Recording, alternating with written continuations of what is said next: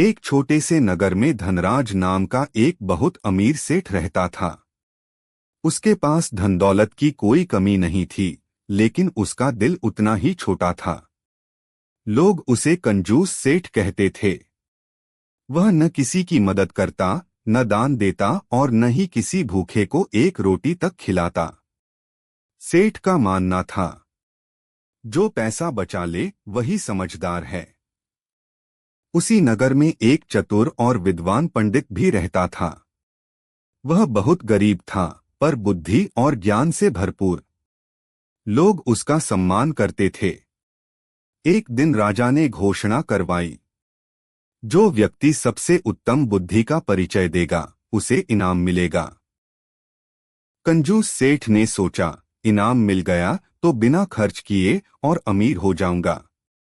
वह भी प्रतियोगिता में शामिल हो गया।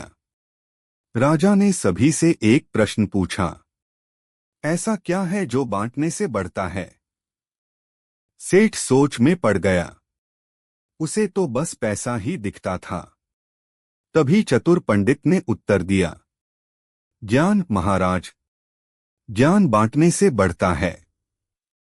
राजा बहुत प्रसन्न हुआ, लेकिन सेठ ने जलन में आकर कहा, पंडित जी तो गरीब हैं, इनाम मुझे मिलना चाहिए।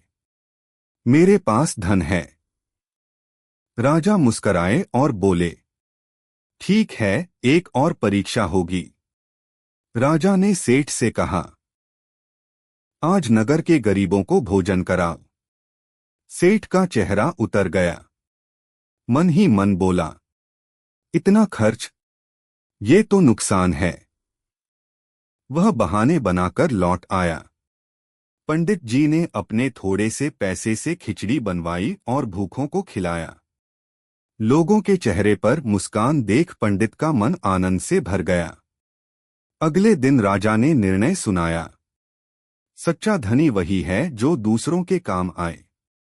राजा ने पंडित को इनाम दिया और सेठ को समझाया, धन केवल जोड़ने के लिए नहीं, बांटने के लिए होता है। उस दिन सेठ को अपनी गलती का एहसास हुआ। उसने दान करना शुरू किया और कंजूसी छोड़ दी।